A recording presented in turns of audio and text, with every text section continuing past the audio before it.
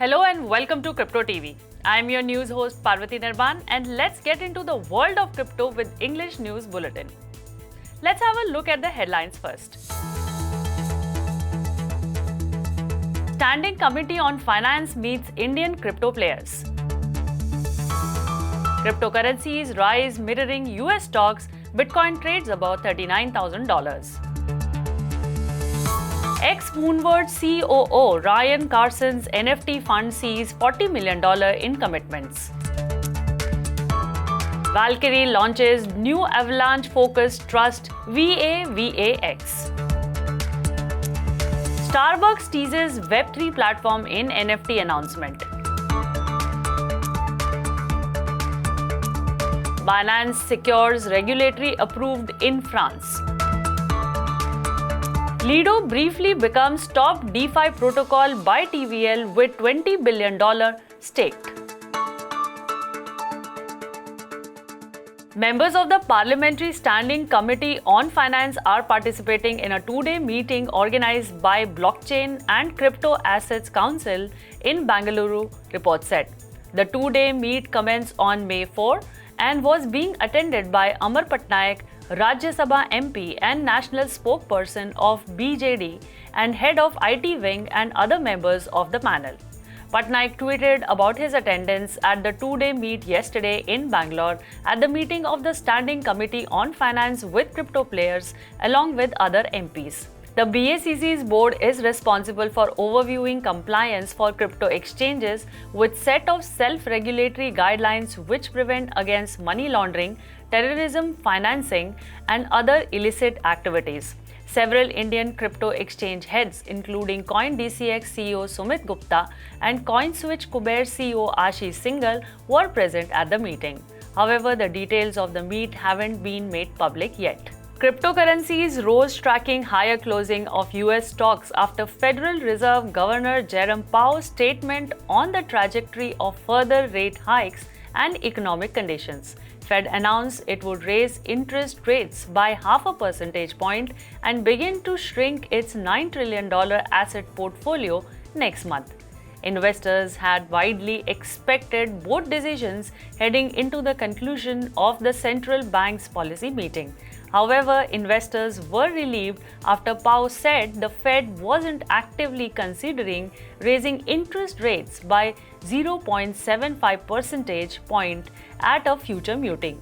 Federal funds futures, which trades used to track interest rate expectation, had previously shown the market pricing in a 95% chance of the Fed making such a move in June.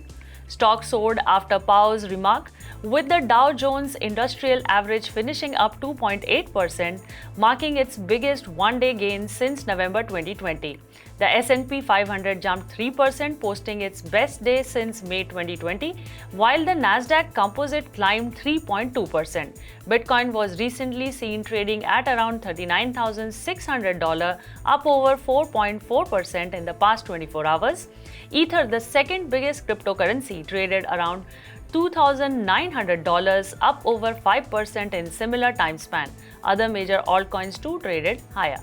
The 1.21 gigawatts fund launched by serial entrepreneur Ryan Carson to buy NFTs has received commitments worth $40 million from investors. Carson, the former COO of the popular NFT projects Ex-Moonbirds and Proof Collective, tweeted that the fund has seen over 14,000 ETH in commitments and that it will start buying NFTs in July. 121G's website was launched on April 25th and interested investors had to commit 100 ETH to participate in the fund. There were 99 available spots for accredited investors. The 121G fund is focused on acquiring and holding historically significant blue-chip NFTs, Carson said on Twitter last month. The fund has a long-term view on NFTs, holding acquired pieces for 3 to 10 years, according to Carson. Leading investment firm Valkyrie Digital Asset has launched an Avalanche Trust VAVAX to target the traditional investors looking for a wider exposure to digital asset investment domain.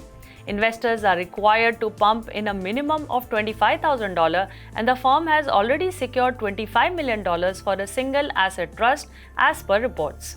In a press release issued by the company, the Chief Investment Officer Stephen McClurg said that launching this trust gives qualified investors exposure to a protocol that has been increasingly asked about as DeFi projects and NFT platform.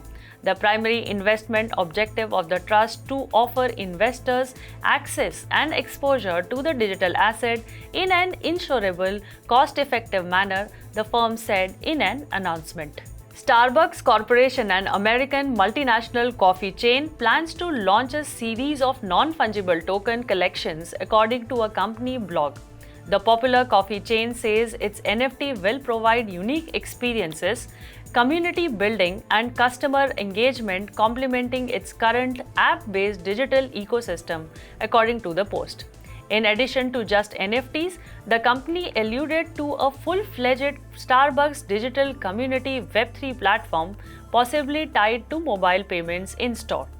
As to which blockchains the company is looking at specifically, Starbucks said little beyond the criteria being fast and inexpensive. Starbucks' plans to go into NFTs were first tipped off by the company's CEO Howard Schultz in a company town hall meeting in early April in response to nationwide unionization efforts.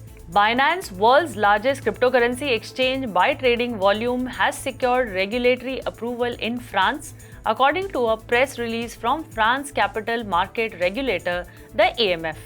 Binance is now a registered digital asset service provider in France and will be permitted to custody digital assets, facilitate the purchase, sale, and exchange of such assets, and operate a trading platform for them. According to company blog post, it's Binance's first major regulatory win in Europe. Binance has been on the rapid global expansion, particularly in the Middle East, securing regulatory approval from Bahrain, Dubai, and Abu Dhabi in the past few months. Lito Finance, the liquid staking solution, briefly became the leading decentralized finance protocol by total value locked yesterday, overtaking Curve with $20 billion staked before falling back into second place. Launched in December 2020, Lido provides staking across the Ethereum, Terra, Solana, Kusamo, and Polygon chains.